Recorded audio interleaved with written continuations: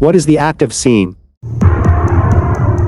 Are all the entities that we see with our eyes purely objective facts? Let's assume that there are two people in the same space. If these two people are looking at the same object, but see it differently, would you believe it? Here is a triangle. Do you see a white triangle? In fact, the white triangle does not actually exist. It is a figment of our brains creating an illusionary triangle. The triangle embodies the essence of the human act of seeing. When we look at an object, the light reflected from the object is captured by our retina. After being converted into electrical signals in the retina, light is transmitted to the brain via the optic nerve. These signals travel to the visual thalamus in the brain, and visual informations originating from the thalamus are sent to the visual cortex, located in the back of the brain. At this point, our brain operates both systems, conscious system and unconscious system. The conscious system operates objectively and factually.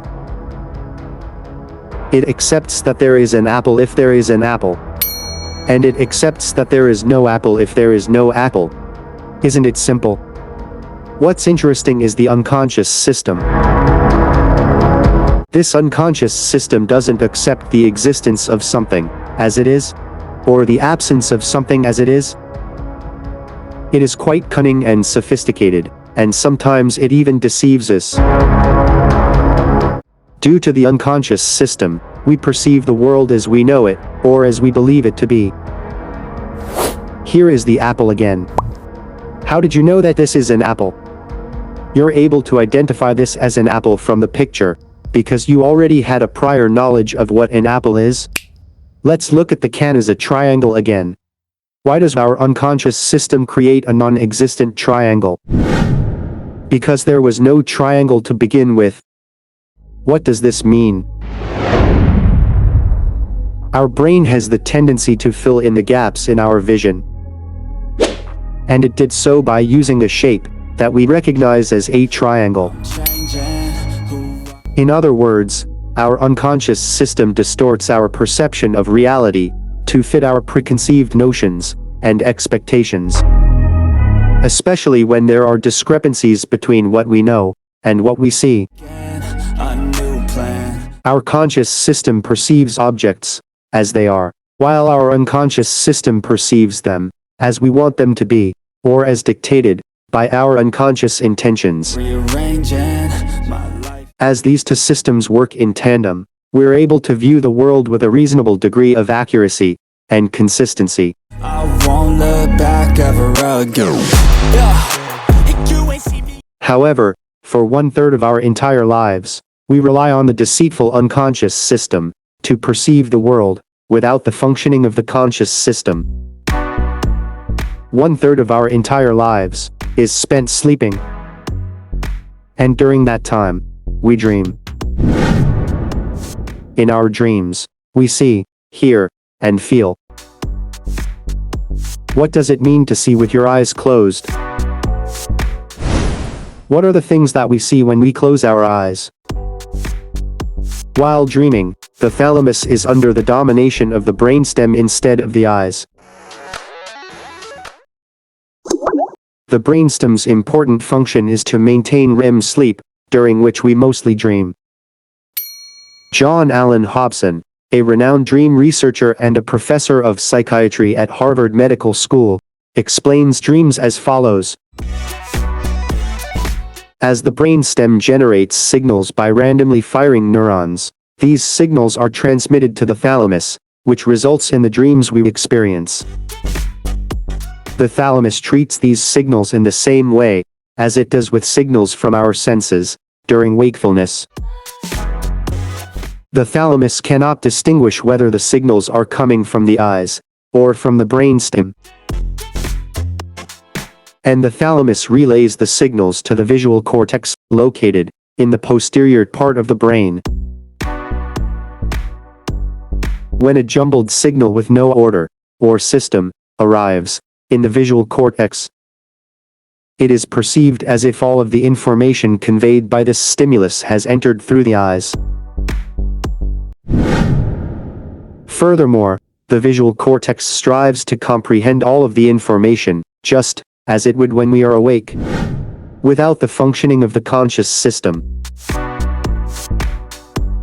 While we dream, our conscious system, which is responsible for validating the accuracy and authenticity of our visual perception, remains inactive.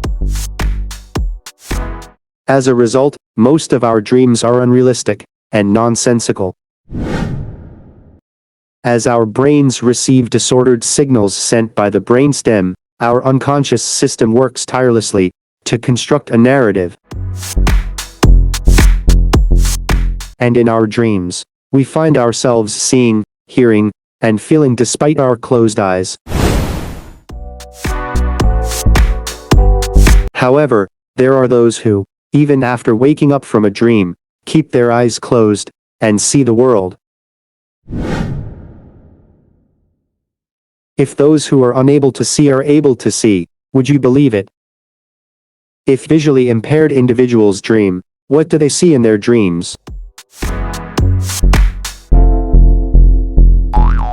Five senses.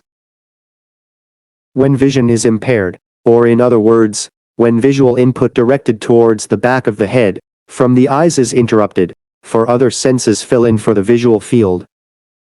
Our brains cannot distinguish which sense the signal originates from. Here is a visually impaired person, and she says the following. When I walk, I can see the scenery. I'm walking through a field of grass, and there's no one around. Over there, I see a tree, and there's a bird perched on a branch. Is she really seeing her surroundings? We can find the answer to this question from a non-profit organization, World Access for the Blind. Daniel Kish was born blind, and has never had sight since birth. He is the founder of World Access for the Blind, an organization established to help visually impaired individuals see. He and the visually impaired individuals in the organization can see ahead. How? The answer is echolocation. What is echolocation? You can easily understand it by thinking of a bat. Echolocation is a technique of producing sounds with the mouth, and listening to the echoes of those sounds as they bounce back off surfaces of nearby objects. For example, an object made of wood would refract sound more warmly and duller than an object made of metal. Can the effectiveness of this technique be proven? In fact, a Canadian research team used fMRI to scan the brains of visually impaired individuals, who were using echolocation to navigate their surroundings, and revealed that their visual cortex was activated. Isn't that amazing? Sound became sight. The brains of visually impaired individuals have converted the echoes of sound waves bouncing off objects into a spatial map, which describes their surrounding environment. In this way, visually impaired individuals see the world in their own unique way. Then, do visually impaired people dream? What do they see in their dreams? In 2003, a sleep research team in Portugal made a bold announcement. The announcement was that all visually impaired individuals, including those with congenital blindness, can see in their dreams. A research team led by Professor Helder Bertolo recruited a total of 19 participants, including 10 individuals with congenital visual impairment, for a sleep study. The participants had EEG electrodes attached to their scalps and slept during the study. The research team recorded the brainwaves of participants over the course of 2 consecutive nights. The subjects had to wake up 4 times every night to recount their dreams into a recording device in response to the sound of an alarm. And the subjects drew their dreams as pictures on paper the following morning. The research findings were astonishing. People with congenital blindness, who have never seen the world through their eyes, drew pictures that included the sun, palm trees, and boats passing by in the sea. Individuals who have never seen the sun drew the sun, those who have never seen palm trees drew palm trees, and those who have never seen the sea, or boats drew pictures of the sea, and boats. Visually impaired individuals dream, and in their dreams, they also see, hear, and feel.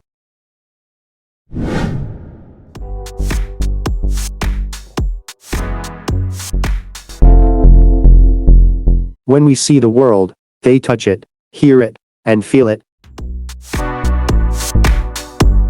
Through different senses, we and they look at the same world. We are all living in the same world.